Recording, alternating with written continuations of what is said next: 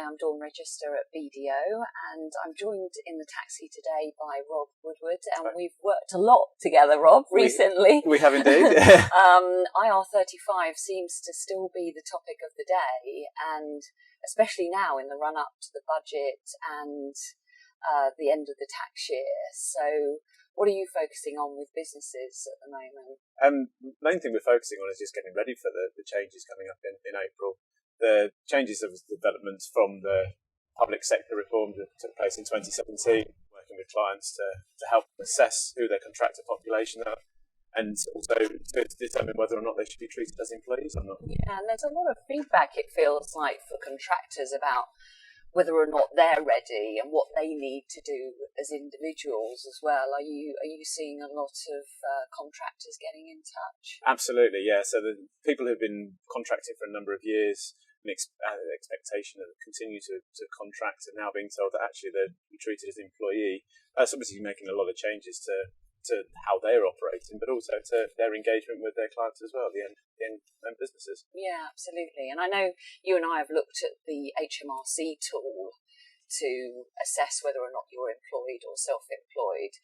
I mean, there's been positives and negatives around it, quite controversial, but do you still see a use for that with the contractors? It has a use in terms of a filter, but there's no substitute for human involvement. And as we say, there's been some controversies, some discrepancies maybe with HMRC's tool.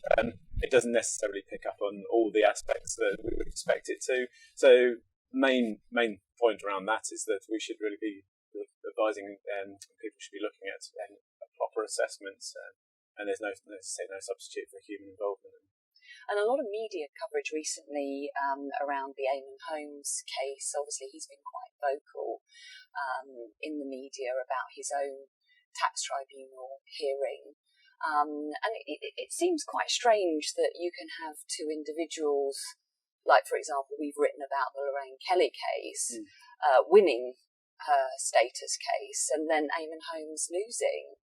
But they seem to do very similar work on a day-to-day. Absolutely. Yeah. And I suppose that just goes to show just how complicated it is. And yes, while two people who on the face of it look like they're doing essentially the same thing, the tribunals have come down with different conclusions. So there are slight nuances between the cases, and that's really what it's turned on. So absolutely, it just shows you it's complicated. Yeah, and I guess slightly disappointed from my perspective that so many inquiries are having to go to tribunal.